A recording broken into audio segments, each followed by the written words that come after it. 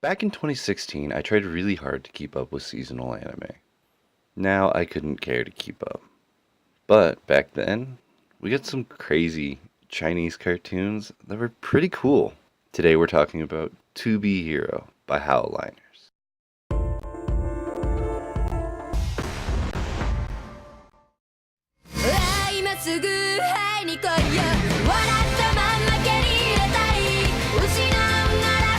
Yeah, they're actually Chinese. I wasn't just making an overused joke. This was the first animation by this studio that really had me seeing their potential. At a time when superhero media was thriving, comes along to be something a bit different. To Be Hero is about a playboy alcoholic toilet designer with the superpower of knowing a woman's butt size just by looking at them. He gets sucked down his toilet and becomes an even more powerful superhero, at the cost of his appearance, becoming an unkempt, overweight caricature of his personality. Now, he must figure out how to turn back to normal so he can take care of his daughter while an alien race attacks Earth. There are a lot of gags with his appearance, such as when he tries to tell his daughter who he is.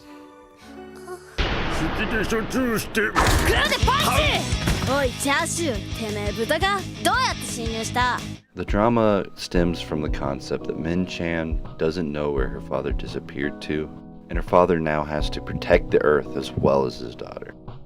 Nearly every enemy he encounters has some mishap which results in their defeat, until we're met with the true enemies of the show. The Great Emperor and his 3 sons. Here's where I'm going to get into a few spoilers, so if you're interested in a show filled with inappropriate jokes, please take the time to pause this video and add To Be Hero to your ever-growing plan to watch list, and come back when you're done. If you're still watching, I'm going to give you another warning once we get to the point of no return for spoilers.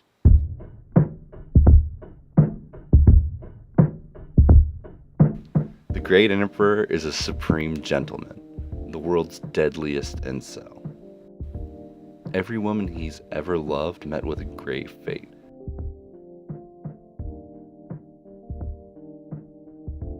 And the one he was forced to marry cheated on him.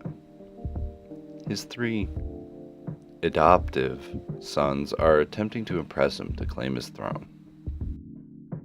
The middle sibling comes to Earth to defeat its greatest hero using a booger spirit bomb.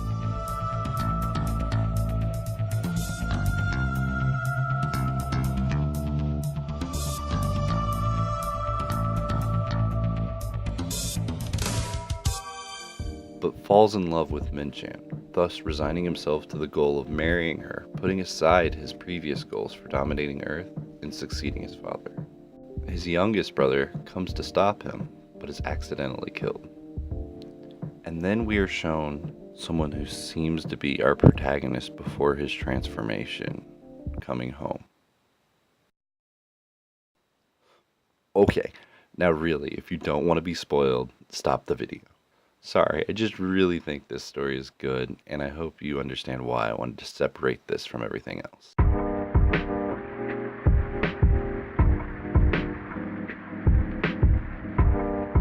There are several hints to the truth of the show sprinkled about, such as when they talk about parallel universes. Though, at this time, we're misdirected into believing this to be false.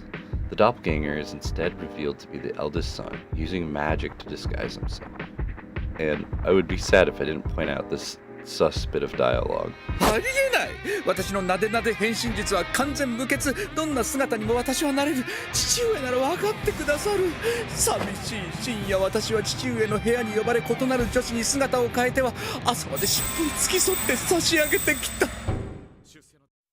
in the last 2 episodes, we're treated to the reveals of the series.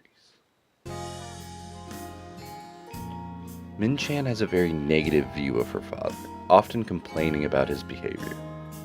However, at the climax, the show makes it clear that this was all a misunderstanding. The actual premise of the story is that the Great Emperor is a reflection of the negative qualities of our protagonist. And while our whole story is something of an internal struggle, as the father is currently in a stress-induced coma from having to take care of everything after his wife left him,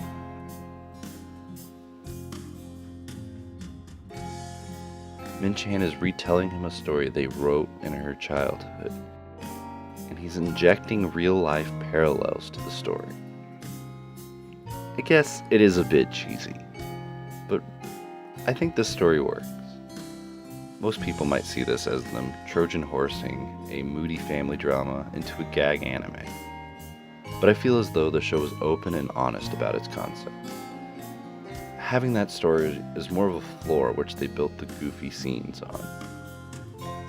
You hardly have to pay attention to see how much of this drama influences what's happening.